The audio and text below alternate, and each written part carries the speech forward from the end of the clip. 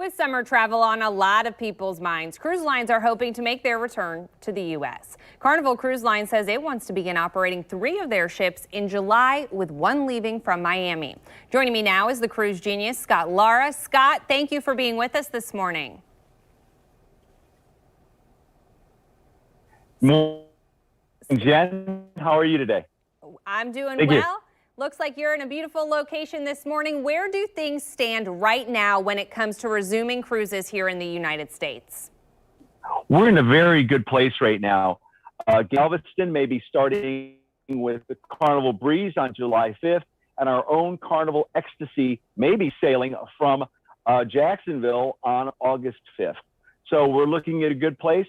Unfortunately, there's still some obstacles we need to overcome. What are some of those obstacles that you think we need to still overcome?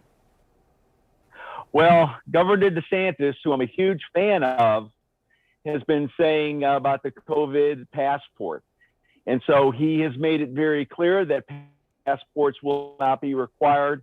However, the CDC and the U.S. government wants to make sure that the passengers are vaccinated so that we have a safe cruising experience. So with that being said, and that obstacle that they are facing, what do you think the likelihood of those cruise lines that you mentioned actually being able to resume by summer? I feel confident that cruising will be able to resume in some form this summer. The thing is, though, you're going to have to be vaccinated to go on a cruise. And in the United States, there's a huge anti-vax sentiment. A lot of people will not want to get vaccinated. They feel strongly about it. So that's why, as you know, and my audience has known, I've been going to the all-inclusive resorts in Jamaica, the Dominican Republic, and Cancun, where vaccinations are not required. So that option is still available. With cruising, though, there are a lot of people booking cruises, especially overseas. 400,000 people have cruised overseas safely over the last year. So I feel good that we're in a good position to resume cruising. How important is cruising to Florida and our tourism revenue here? I tell you, over 100,000 jobs, over $1 billion. I tell you, there's a lot of money involved here.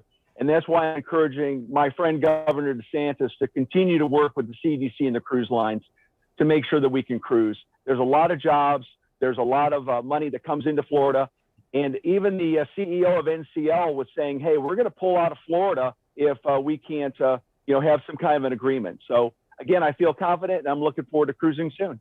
If there isn't an agreement and the company or the cruise lines aren't able to resume as soon as you're hoping so by this summer, what impact will that have on this industry?